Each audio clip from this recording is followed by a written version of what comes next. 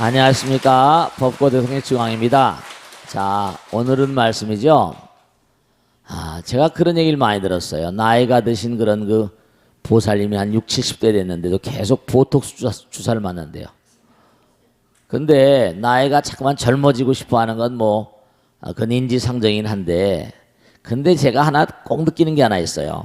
요즘에 세태를 가만히 보면 안타까운 게 하나 있는데, 나이가 60, 70대도 젊어 보이거든요. 젊어 보이는 건 좋아요. 그런데 젊어 보이는 건 좋은데 원숙한 어떤 그런 그 나이 드신 분들이 풍겨주는 어떤 원숙미가 너무 떨어지는 거예요. 사회를 살아가다 어른들이 있어야 되거든요. 어른들처럼 보이는 사람이 없는 거야. 전부 다 애들 같아. 그러니까 여러분 예전에 그 큰 바위 얼굴 아세요? 나다니엘 호돈이 쓴 큰 바위 얼굴 보셨죠? 공부하셨죠? 네. 그런데 중요한 건 정말 그 어렸을 때 숭고한 큰 바위 얼굴이 저 멀리 보이잖아요.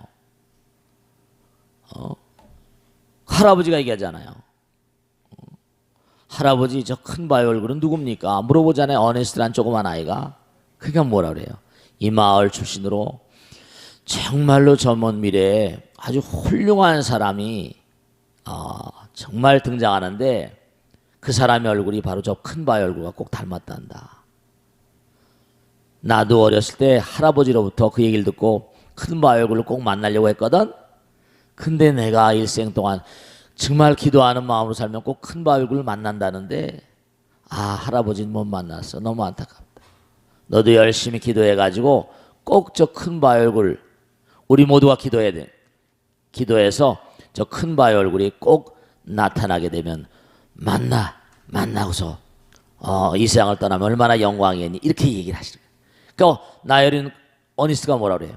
저는 열심히 기도하고 열심히 정진해서 꼭 저 큰 바위 얼굴을 만나도록 그렇게 하겠습니다.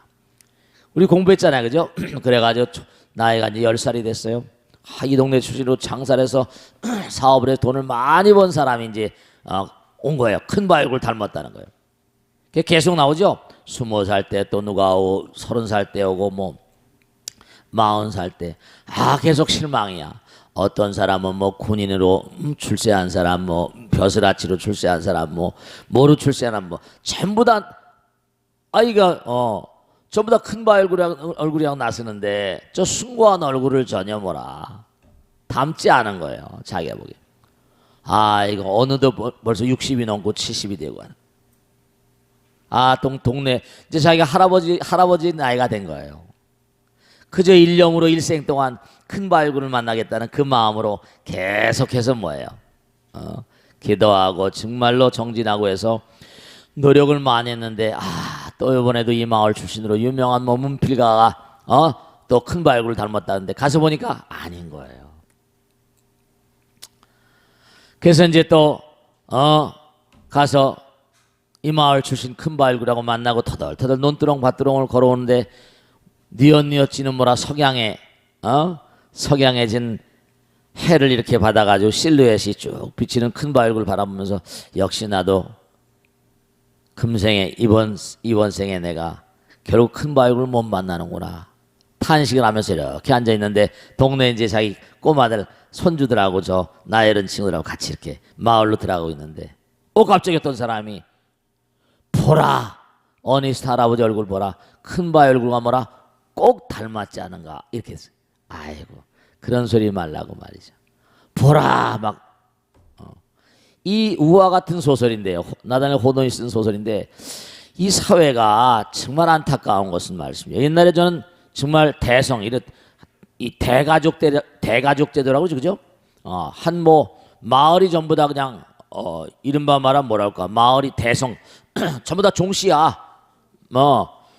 집만 문만 열고 나가면 전부 다 뭐예요? 아재야 아재 삼촌 아주머니 고모 전부 다 이래.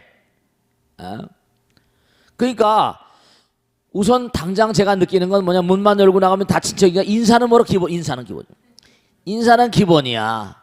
그럼 인사만 안 하면 불같이 어려움이 떨어집니다. 자도 얘기를 하다 보면 인사 잊어버릴 수 있으면 그 녀석 그 인사성이 영모 어때 이렇게 하면 금방 그냥 아버지에게 꾸지리 안 받고 할아버지한테 너 왜 오늘 그 백부님한테 누구한테 인사했냐고.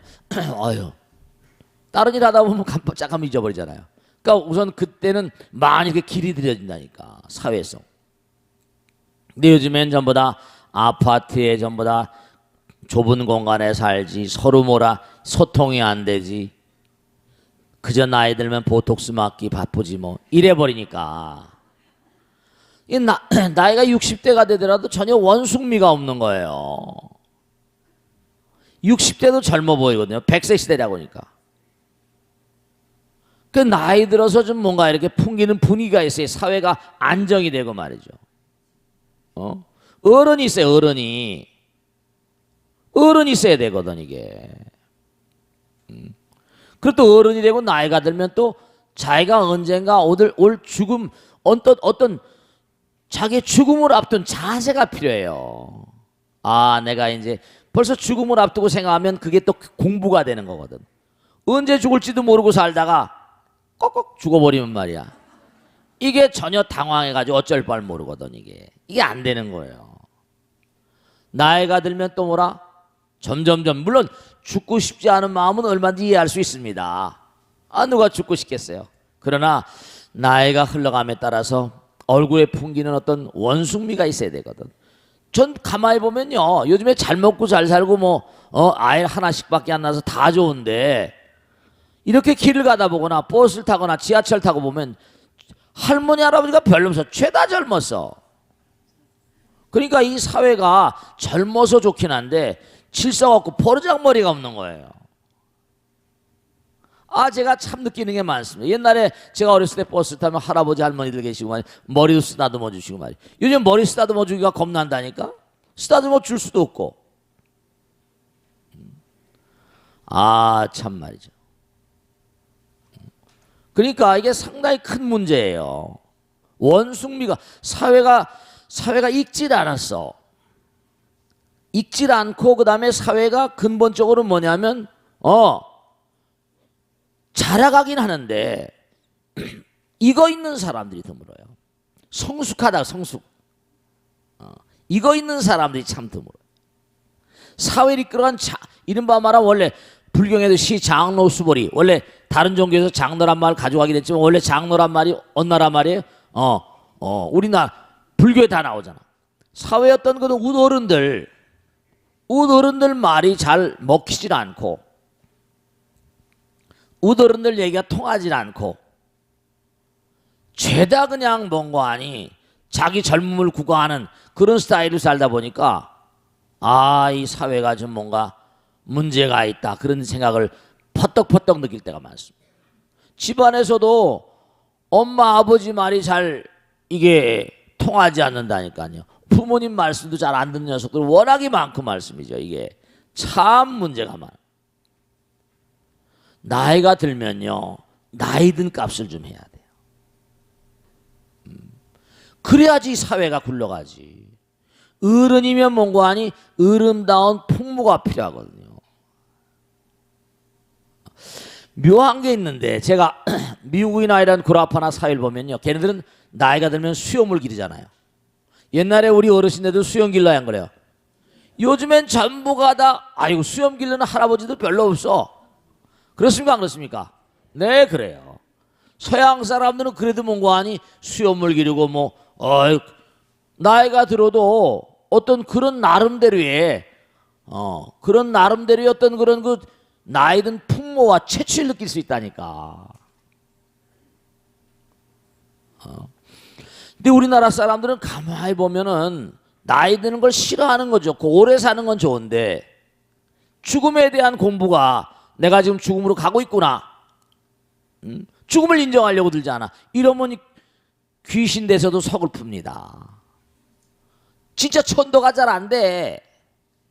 자꾸만 죽음을 인지하고 살고, 아, 내가 지금 가고 있구나. 뭐 죽음이라는 게 참 안타까운 건데 우리가 죽음을 인지해야 돼요. 떠난다는 걸 알아야 돼. 그 떠날 때는 뭐라? 말없이 이렇게 돼. 이게 뭔가 이게 돼야 되는 거거든 이게. 근데 이게 안 되는 거야. 안 떠나려고 그래. 집착이 그만큼 더 집착이 강한 거예요. 집착이 강하다 보니까 여러 가지 애착 때문에 그게 좋은 게 아니에요. 그러니까 무슨 성형외과니 뭐니 많아가지고 별의별 성형외과를 다 하고 얼굴도 고치고. 근데 이게 나이가 들면 후유증이 크거든요. 제 친한 친구가 있는데요. 그 방면에 아주 전문가입니다. 성형외과 전문가고 돈을 벌어가지고 강남에 아주 이름만 대면 유명한 성형외과입니다. 친한 친구가 있어요. 돈도 많이 벌었죠. 세금도 어마어마하게 내요. 야, 너는 얼마나 세금을 내냐? 제가 말씀드리기가 좀 곤란해요. 야, 큰일 난다 너네겠다. 뭐 줄 서서 난리야 난리. 뭐 이뻐지는 건 젊어서는 뭐 가능하다 하더라도 나이가 들어서까지 엄마하고 뭔가하니 딸하고 서로 구별이 안 되는 거야. 같이 친구처럼 놀고 말이야. 아버지하고 아들하고 뭐라? 뭐 나쁘다고 할 건 없지만 친구도 좋지만 어르신네가 하는 말이 또 나이가 든 사람이 하는 말에 무게가 있잖아요. 사회가 그러니까 안정감이 없는 거예요. 이러면 안 되는데 그렇게 까불까불하면 안 되는 베비야. 한마디 떡 하면 할아버님이 우더러니 한번 하면 그게 베비잖아요. 베비. 꼭 베비라고 그러잖아요. 그죠? 너 그렇게 어른들한테 함부로 하면 너 혼나는 베비다. 꼭 베비라 그래. 베비. 법이지 법. 우리 어르신들은 옛날부터 꼭 말씀하실 때마다 꼭 법을 붙이는 거야. 꼭 뒤에다 법 붙이죠. 그죠? 그래요. 저렇게 열심히 공부한 사람은 잘 되는 베비지. 이렇게. 꼭 그래요. 근데 보면 전부 다 70이 되고 80이 돼도 이게 애들 같으니까 사회가 원숭미가 없어. 익질 않은 것 같아. 안정감이 덜합니다. 자기가 나이 안 드는 건 좋은데 사회적인 어떤 흐름이 전부 다 젊어지는 그런 추세로 가다 보니까 장로, 큰 어른들 말이 잘 유통이 안 되는 거예요. 나이 드는 게 정말로 큰 바위 얼굴처럼 자꾸만 자기가 큰 바위 얼굴, 그게 우화적인 얘기, 우화적인 소설이지만 큰 바위 얼굴을 닮아가는 것처럼 자꾸만 내가 정말 우리 할아버지를 닮아가고 싶다. 내 큰 바위 얼굴 닮아가고 싶다. 원숙한 말씀이죠. 그런 삶의 자세가 필요하거든. 너 매일같이 막 어차피 이건 뭔가 아니 늙어서 썩어져서 없어지는 건데 그 매일 보톡스 맞고 뭐 이런다고 그래가지고 그게 제대로 되겠냔 말이야. 하나가 좋으면 하나가 항상 뭐라? 빵꾸나는 법입니다. 부증불감이야. 그러니까 무엇이 옳고 무엇이 그른 건 우선 놔두더라도 우선 나이가 들면 나이가 드는 값을 좀 해야 돼. 나이 드는 값을. 그래야지 아이들에게도 나이가 들고 어른이 되면 저와 같은 그런 그 엄마 아버지 같은 저와 같은 마음의 자세를 갖추고 저와 같이 말하고 생각하고 행동해야 되는구나. 어른됨을 가르쳐줘야 되거든요. 나이가 먹는 것에 대한 아름다움을 좀 가르쳐줘야 돼. 우아하게 늙어야 된다니까. 저 목동에서 지금 가끔 가다 오시는 요즘엔 잘 안 뵈대 할머니가 계셨어요. 제 친한 친구의 용진이라고 친한 친구의 어머니야. 그러니까 돌아가셨을지 90이 넘으셨는데도까지 그냥. 근데 두 형제가 아닌데 할머니 형제가 아닌데 너무 이쁘신 거야. 쪽딱 지으시고. 정말 나이가 90이 됐는데 얼굴이 그렇게 이쁘세요. 할머니는 정말 너무 이쁘시다. 근데도 이쁜데도 불구하고 이렇게 위험이 있으신 거야. 위험이. 곱게 우아하게 나이 드셨어. 우리 친구 용진이라고 그런 아주 훌륭한 친구. 그 물어봤지 한번. 형제가 많은데 이제 그 친구는 뭐냐면 그 친구 이제 형들도 다 있고 동생도 있는데 다 잘 됐어. 어떤 아들이 제일 이쁘세요?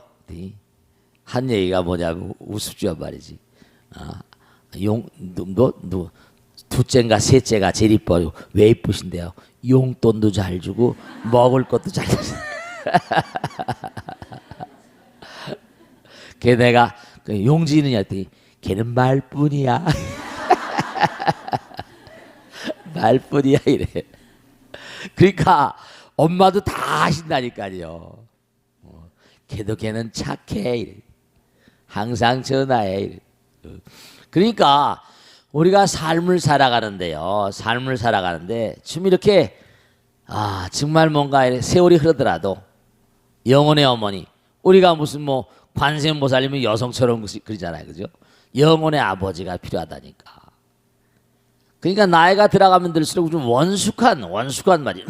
괜히 그냥 막 나이가 들어서 말이죠. 무슨 뭐 지난번에 보니까 어떤 보살님도 개의를 한데 뭐 눈 쌍꺼풀 수술 개의를 했대나 어쨌대나.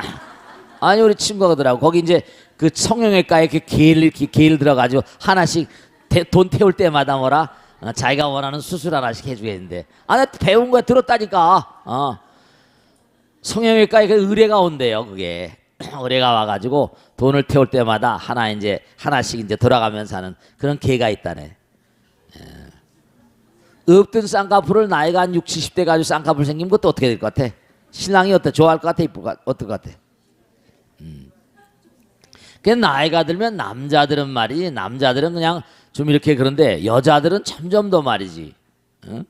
점점 더 기가 사는 게 그런 수술이 많아서 남자들은 별로 수술하려고 안 그러잖아. 그래 안 그래요? 그러니까 꼭 말씀을 드리겠는데 다른 것보다 우리가 나이가 드는 것에 대한 아름다움이 있습니다. 원숙한 원숙미가 있거든. 여러 가지 정말 아름다움, 고절미라거나 골동품 아세요? 골동품? 골동품이 왜 그렇게 고가로 그렇게 칩니까? 골동품이. 그럼요. 갈수록 진가를 더하잖아요. 골동품 그럼 별로 저 사람 골동품 같아 이렇게 얘기하면 그렇지만 골동품 비싼 걸 뭐. 골동품이 갖는 어떤 아름다움이 있다거든요. 아름다움이 있거든요. 그러니까 이 법당도 젊은 분들 계시고 나이 드신 분들 계시고 뭔가 그렇게 안정감이 있는 거죠. 어른을 존경하고 옛날에 장유유서라고 그러잖아요. 그런 게 다 있어요. 그러니까 이 사회가 언제부터인가 이게 다 깨져버렸어. 우더런이 없어. 아버지도 애 같고 엄마도 애 같고 장난치니까. 그러니까 꼭 당부드리겠는데 골동품이 왜 아름다운가? 이 사회 기강이라는 게 기강이라는 게 있어요. 물론 젊은 분들도 씩씩하게 힘차게 사는 것도 좋지만 또 나이 들어서 젊어 보이는 거 좋지만 그러나 내가 지금 가고 있다. 영원의 길을 가고 있다. 죽음도 순응하면서 그게 사실은 공부예요. 죽음을 슬기롭게 받아들이니까 그게 공부예요. 그런 영혼들은 천도도 잘 됩니다. 제가 아주 많은 영혼들을 같이 다스리면서 살다 보니까 느끼는 게 있는데 정말로 그래요. 죽음을 제대로 받아들여야 돼. 나이 들면 받아들여야 돼. 모든 게 사이클이 있으니까. 그러니까 이 사회가 너무 버르장머리 없는 사회가 돼버렸어. 그저 젊어지려고만 하고 죽음을 잊고 사는 건 좋은데 죽음은 엄연한 현실이거든요. 그러니까 뭐 화장품이니 뭐 난리법석을 치고 말씀이죠. 화장품을 못 쓰는 건 좋아. 뭐 이뻐지는 건 누가 말려? 근데 뭐냐면 무슨 화장품 쓰는 거 거기에다가 나이가 들어도 내가 하나만 말씀드릴게. 예전에 제가 돌아가셨습니다만 제 방에 한번 왔던 분이 계세요. 나라의 뭐 최고 책임자로 올라서 그랬는데 딱 얼굴에 말이죠. 강한 이 양미간에 주름살이 딱 잡혀 있더라고. 그래서 내가 한번 그런 얘기를 한 적이 있거든. 우선 양미간에 주름을 좀 피시면은 운이 필지 모른다고. 그 후에 보톡스 맞았다고 신문에 나왔더라니까.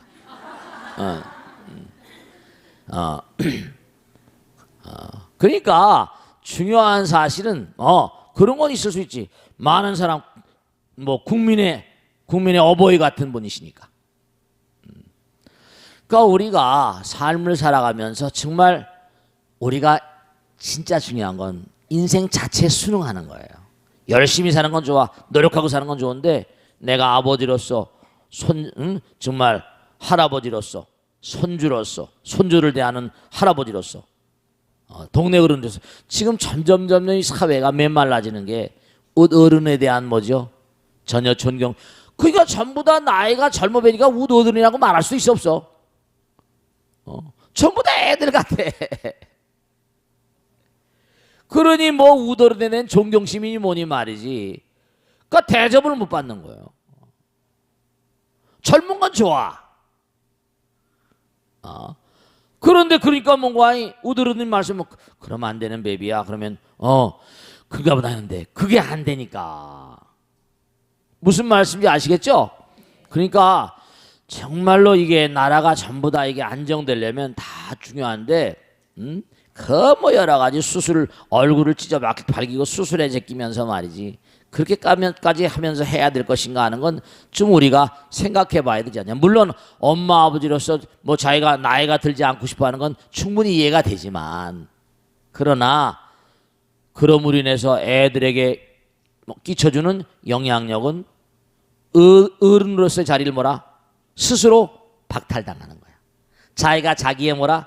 위험을 스스로 깎아내리는 거라. 말을 안 들어. 버르장머리가 없어. 어른도 없어. 넌 그건 항상 어른들이 한 얘기야. 넌 애비애미도 없냐 이러잖아, 그죠? 근데 지는 얼굴이 영판 애들 같은데 그 말이 맥히겠어요? 자, 이 정도 하고 질문을 받겠습니다. 네. 자, 손 들어봐. 네. 자, 우리 보살님 박수로 맞으세요. 네.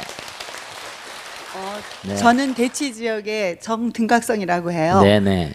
오늘 말씀하신 거를 제가 가깝게 듣고요. 되고. 동안 그 열풍에 대해서 말씀하셨는데요. 네.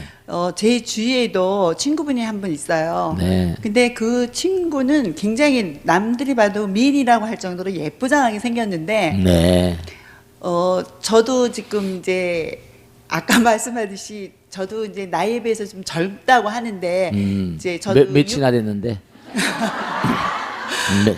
55년생이에요. 아이고 나이가 많다 야. 네, 많은데 한 50대밖에 안 되네. 예. 60대인데. 근데 친구들도 이렇게 그 중에서 예쁘게 생긴 외모도 예쁘게 생긴 친구가 한 분이 있는데요. 네. 나이가 들면 이렇게 주름이 이렇게 생겨야지 아까 뭐 위험도 그럼. 있고 좀 자기 대우를 받는데 그렇지. 이 친구는 그 주름살을 얼굴에 싫어하는구나. 생기는 주름살이 조금만 생기면은 성형외과를 가는 거예요. 아이고, 참나. 그래서 보톡스도 맞고 그다음에 얼마 전에는 또 이렇게 얼굴 이렇게 주름을 이제 보톡스 자주 맞으러 가니까 싫은 거예요. 그게 창피하고 하니까 이제 얼굴 펴는 주름 수술까지 했어요. 근데 하면은 예쁘게 보이죠. 근데 얼마 어떻게 돼? 그다음 후유증이. 근데 그 수술을 이렇게 받고 나서 저희가 보니까 얼굴이 이제 자꾸 손을 댈수록 얼굴이 이제 이쁜 것도 나이는 젊어 보이지만 네. 이쁜 것에는 자꾸 이제 금이 가는 거예요. 그러니까 배기 싫어지는 거예요. 이상해지는 거예요. 그래서 이제 저 친구로서 너 얼굴이 좀 자꾸 손을 대니까 이상하다 그런 말을 해주고 싶지만 네네. 예뻐지고 젊어지려고 하는 그 마음에서 그 투자하고 뭐 여러 가지 생각을 하면 마음에 상처가 받을까 봐서 말을 못했어요. 네. 근데 제가 이제 지금 이제 스님한테 말씀드리고 싶은 거는 네. 이게 나이가 들어서 네. 이렇게 걸린 그 성형 중독은 고칠 수 있는가 어떻게 어떻게 극복할 수 있을까 하는 거를 말씀드리고 싶어요. 네. 좋은 말씀. 네, 박수를 많이 주세요. 네. 자, 거기다 그 참 쉽지 않은 질문이네. 성형 중독은 중독이네, 그것도 그지? 중독은 중독이야. 자, 우선 말씀이죠. 오늘 말씀드린 것처럼 그분이 아직 자기 자신이 철이 안 났네. 그지? 자기 자신이 철이 안 났네. 그러니까 그런 사람들은 이게 중독에 걸린 사람들은요 말을 해도 안 듣습니다. 저도 옛날에 알코올 중독이나 뭐 히로뽕을 오래 하는 그런 사람들 이렇게 만나 얘기를 나눠보고 하다 보면 좀 쉬운 일이 아니에요. 좀 장기간의 노력이 필요합니다. 알코올 중독을 그걸 이겨내는데 본인도 노력을 많이 하고 몸이 나빠지니까 당장 마누라도 기도를 열심히 하더라고. 그리고 이제 시간 날 때마다 이제 나와서 법회도 듣고 제 말씀도 같이 듣고 상의도 하고 하는데, 근데 결국은 이겨냈어요. 이분은 뭐냐면 그 중독이라는 말씀 하시니까, 이분이 원래 세무공무원 출신인데 세무사를 하시는 분인데 그렇게 술을 많이 드셔. 마누라는 그냥 막 죽으려고 그러지. 나이가 자꾸만 들었는데 이제 일종의 뭔가하니 이제 알코올 중독이야. 술이 없으면 못 살아. 매일 아침 저녁에 반주를 꼭 들어야 되고 퇴근 일 그만두고도 하고. 근데 이제 이렇게 같이 대화를 나눠 보니까 제가 보니까 이런 게 있어. 아마 그 예쁘장한 친구 그분도 아마 그러지 않아 싶은데, 이분은 얘기를 나누다 보니까 어렸을 때 쭉 얘기를 좀 어려운 가정에서 큰 거야. 그러니까 너무나 컴플렉스가 많으니까 자기 과시욕 같은 거 막 이런 거. 근데 술을 마시면 사람들이 좀 이렇게 접근을 거부하고 그냥 가만 놔두잖아. 거기서 이제 자꾸만 호기가 등등해가지고 자꾸만 여러 가지가 쌓인 거지. 근데 우선 그게 그 친구가 얼굴도 예쁘장한데 그 자꾸만 성형 중독, 진짜 성형 중독이란 말이 신문에 나오더구만. 그래. 계속 뭐 얼굴에 손을 댄다거나. 근데 그 사람은 아마 이렇게 말을 해서는 쉽지 않고 나이가 좀 들어갈 거 아니라 아마 내가 보기엔 가만 놔둬도 점점 나아질 것 같아. 왜냐면 나이가 들면 이 피부세포 자체도, 이른바 말하면 피부세포 자체도 점점 나이가 드니까 수분이 이제 젊다는 거하고 나이가 든다는 거의 차이점 뭐냐면, 젊을 때 신진대사가 좋아. 활성화되고 세포도 이제 세포사의 액포 이른바 여러 가지 이제 그게 이제 팽팽하잖아. 벌써 피부도 팽만감이. 그러니까 왜냐하면 지금 우리 보살님들도 얼굴이 팽팽한 이유가 뭔가 마음 가운데 이렇게 좀 아직도 연령이 좀 있으잖아. 잘 먹고 잘 지내고 쉬고. 그러니까 세포가 노화가 덜 되지만 자꾸만 나이가 들어가면 찌글찌글해져. 주름이 그래 생기는 거거든. 주름이라는 건 자연 발생적으로 생기는 거예요. 세포 자체가 팽만감이 떨어지니까. 그러니까 아까도 말씀하셨죠. 계속 수술을 해도 성형 중독처럼 수술을 해도 이게 자기 자신이 안 되겠다 그럴 땐. 근데 이제 문제는 제가 보살님 그 친구 같은 사람을 과거에도 만난 적이 있어. 근데 이렇게 제가 이제 그 남편을 제가 알아가지고 뭐 너무 괴롭다는 거야.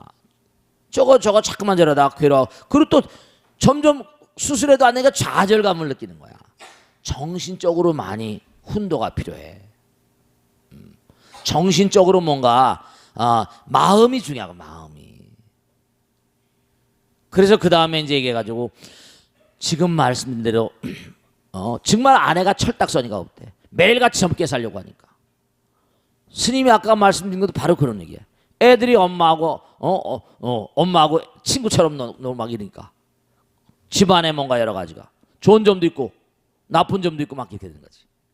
근데 계속해서 이제 뭔가 하니 그 마음 가운데 우선 몸이 변해가고 마음이 자꾸만 변해간다. 그러니까 성형 중독이라는 게 가만히 보면 그게 알코올 중독이나 마약 중독하고 좀 달라가지고 세포 자체 변화가 오는데 누가 몸 자체가 시들어가는데 안타깝지. 근데 이제 그 안타깝고 좌절하고 그럴 때 실망감, 절망감, 죽음을 느끼고. 그러니까 바로 약은 뭐냐면 약은 끊임없이 우리가 나이가 들어간다는 거. 그리고 우리가 어떠한 그런 그 삶의 흐름을 가지고 있다는 거. 자연스럽게 나이가 들면 인식해줘야 되는 거. 인식시켜줘요. 그리고 아까 제가 말씀드린 건 뭐냐면 엄마로서 할머니로서 뭔가 아이들에게 끼쳐주는 영향력 같은 게 있는 거거든. 그럼 뭐 애기 같으면 그런 얘기도 오늘 그 제가 말씀드린 스님 얘기한 얘기 있잖아, 그지? 그런 얘기로 정말 한 가정의 어머니 할머니로서 내가 위치한 자리가 다 있는데 내 좌표를 좀 알아야 되는데 이런 걸 자꾸만 하다 보면 이 과거에도 보면 마약 중독이나 알코올 중독은 정말로 이게 쉽지 않은 거. 인이백해 버리니까.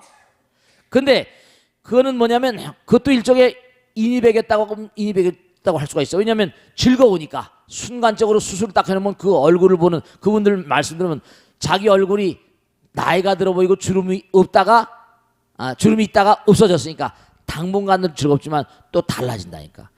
결국 마음이 점점 좌절하게 되면 그 심적인, 요즘에도 저 진도 앞바다에서 돌아가신 분들, 그분들 가족들이 트라우마가 커가지고 자살하려고 막 그러고 있잖아. 후유증 같은 게 생기더라고. 후유증 같은 게. 그러니까 충분히 보살님이 이제 친구니까 그런 걸 얘기를 해주는 거야. 한 가정의 몽고하니 어머니로서의 자리가 있지 않냐. 할머니로서의 자리가 있지 않냐. 뭔가 그 자리를 지키는 거는 용모로 지키는 게 아니다. 얼굴로 자리를 지키는 게 아니라 마음으로, 어르신 내 마음으로 지키는 거다. 네가 정말 어머니의 어떤 그런 그 위험이라거나 따사로움이라거나 자꾸만 젊어지는 그런 얼굴 가운데 따사로움이 그 있을 것 같아요? 쉬운 일이 아니지. 어머니로서의 부드러움이라거나 이런 게 과연 가능한가? 그런 걸 충분히 쉽지는 않습니다. 제가 보니까 오래 가더라고. 내가 아는 그 거사님 또 고심이 많더라고. 근데 요즘 얼마 지난해 말인가 한번 뵀는데 많이 달라졌더라고. 나이가 들어가니까. 근데 그때 남편의 지혜도 필요하고 남편이 그렇지 않다면 친구들이 자꾸만 이렇게 얘기해 주는 것도 큰 공덕되지. 그 자리를 오늘 꼭 당부드리겠는데 그런 자리가 나이가 들면 나이가 드는 자리가 있습니다. 알겠습니까? 네, 그러니까 회사에서도 자꾸만 이게 그런 얘기를 제가 직접 들은 적이 있어요. 회사 연령이 윗대가리라면 좀 이상하냐 상부층이 전부 다 젊다 보니까 말이 안 맥히는 거야. 아이디어는 젊은 친구들이 낸다 하더라도 원숙함이라는 건 또 다른 의미가 있거든. 회사의 안정성 같으니까. 그러니까 가정도 마찬가지예요. 하나의 어떤 조그만 조직이니까. 아시겠죠? 자, 그 정도에 두겠습니다. 자, 그 다음에 또 질문 받겠습니다. 네, 마이크 손 들어보세요. 네, 저기 저 보살 저기 있다. 마이크 드려봐봐. 오케이. 안녕하세요. 네. 저는 강동의 반야라고 하는데요. 네. 예, 이제 불교에 입문한 지 이제 얼마 안 된 초불자입니다. 네네. 이제 집에 절에서 이제 스님 말씀, 좋은 말씀 많이 듣고 있는데요. 더불어서 집에서도 경전 공부를 하고 싶습니다. 네네. 그런데 불교에는 경전이 참 많지 않습니까? 그렇지.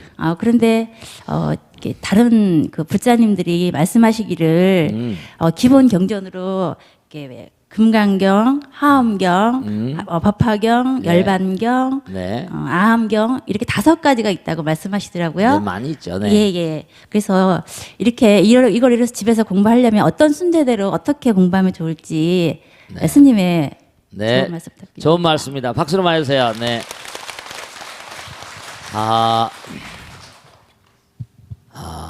참 좋으신 말씀인데 여러분들 마찬가지예요. 이 불교가 워낙에 가르침이 많다 보니까 부처님께서 다른 종교의 경전은 이른바 예수님께서나 이런 보면은 일찍 돌아가셨잖아요, 그죠? 돌아가신 다음에 이제 제자들이 정리하고 막 이런 거예요. 또 그 다음에 구약도 마찬가지, 신약도 마찬가지고 본인 자신이 안 한 것이고 전부 다 뭐야? 뭐 부처님 말씀도 결집이라서 불전 결집해가지고 이제 칠협굴에서 결집있는 쪽인데, 근데 이제 짧게 사신 분하고 이제 그 다음에 뭐 구약도 토라도 있고 뭐 쭉 있지만. 불경은 너무나 많잖아요. 이게 참 사실 너무나 많으니까 또 이게 또 문제이긴 해요. 근데 이제 여러 가지 부처님 이제 그것도 대승비불설이라고 해서 대승불교의 경전들은 뭔가 하니 또 부처님이 직접 말씀하신 거니 아니야 가지고 학자들 간에 또 여러 가지 얘기들이 많이 있습니다. 근데 지금 말씀하신 대로 아함경 뭐 아까 쭉 뭐 여러 가지 경전 말씀했는데 불교를 이렇게 연구하다 보면 불교도 뭐냐면 처음에 아무것도 불교를 모르는 사람, 부처님 가르치면 부처님 처음 만난 사람들, 불교를 처음 만난 사람들한테 너무 어려운 차원의 얘기를 하면 또 이게 이해가 쉽지 않잖아요. 그래서 어떻게 학자들이 이걸 정의해 놨는 거 아니? 우리가 전혀 아무것도 불교를 모르는 사람이라고 가정해 놓고 처음 이렇게 만난 사람들은 이른바 말하면 직선불교라고 그래. 직선불교. 이렇게 직선. 뭔가 이렇게 만나서 거기에는 이제 이른바 말하면 그 직선 불교를 이제 뭐라는 거니? 이제 아함불교라고 그래. 아함불교. 직선이 모이면 뭐가 되지? 직선이 모이면 면이 돼요. 면이. 직선이 모이면 면이 되지? 면불교.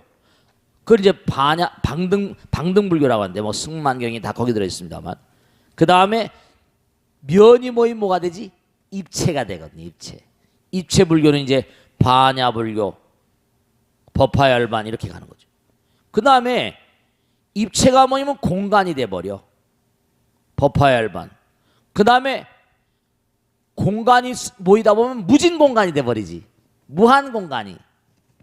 그럼 화엄. 그래가지고 직선불교, 면불교, 그 다음에 입체불교, 공간불교, 무진공간불교 이렇게 불교를 이렇게 뭔가 불교는 그러니까 결론은 이 무한한 공간 색즉시공 뭐지요? 공즉색 이렇게 얘기하잖아요.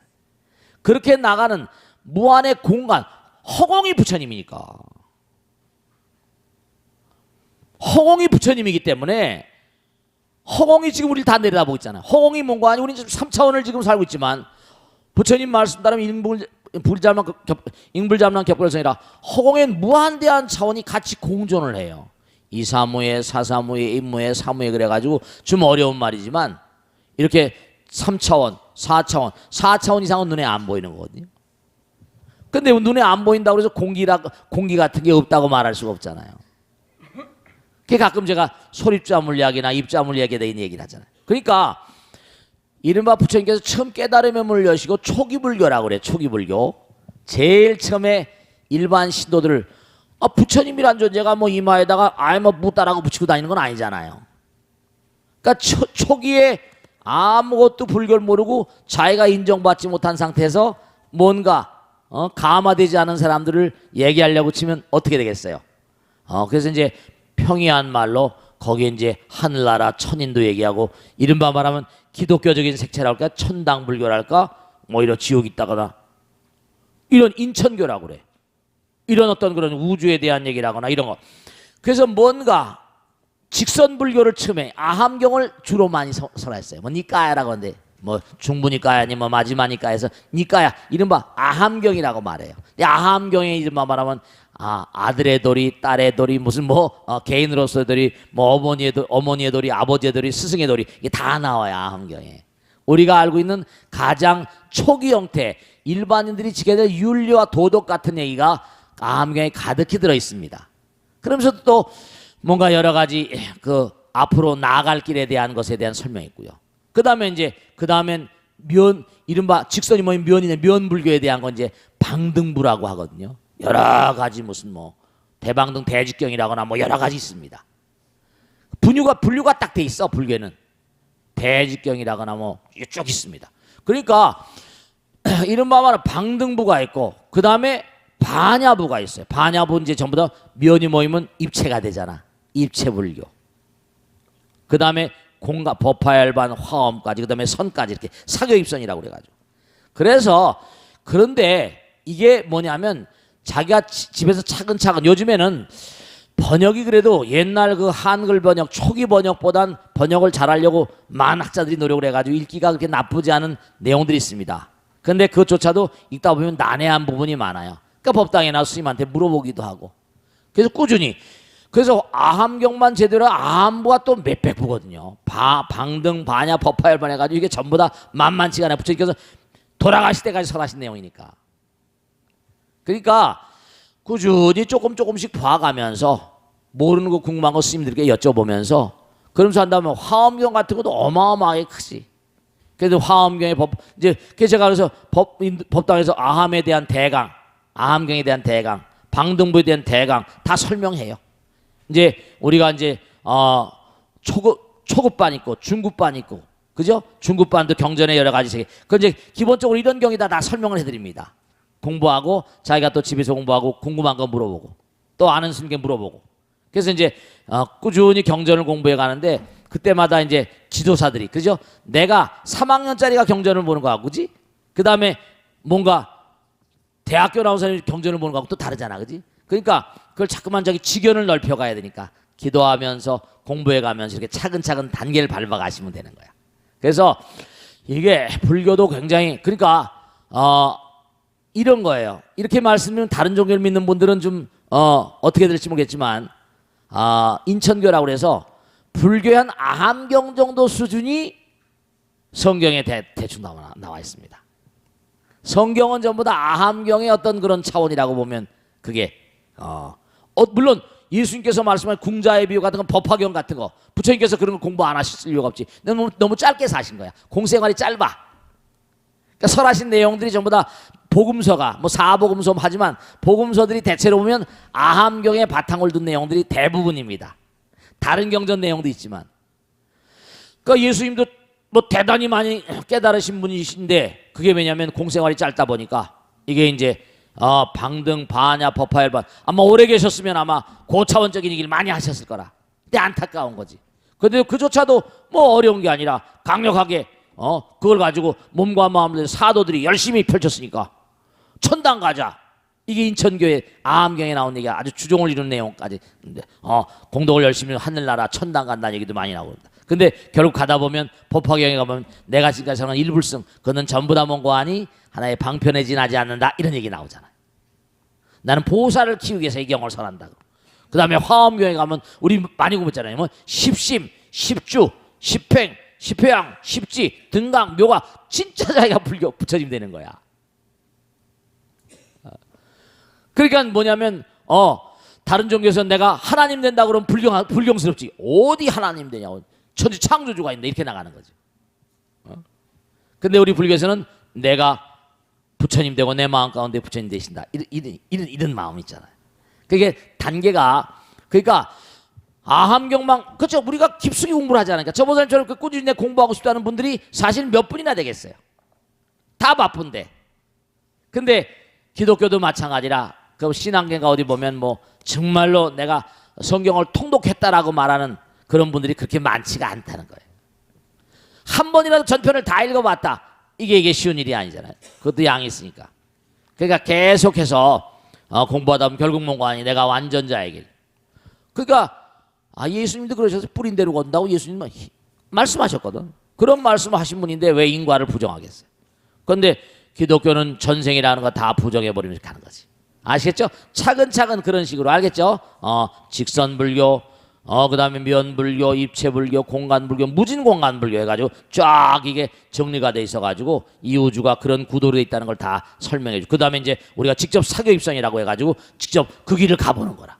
그러니까 공부를 하고 난 다음에 우리가 어느 정도 공부가 된 다음에 참선이나 명상이라는 것도 중요하고 또 해가면서 기도하면 그러니까 제가 참 기도를 강조하잖아요.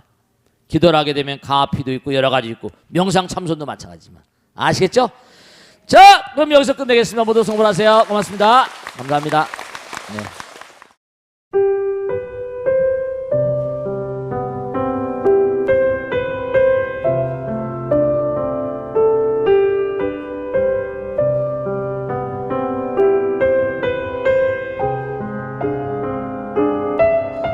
불자 여러분 안녕하십니까? 능인선원장 지광입니다.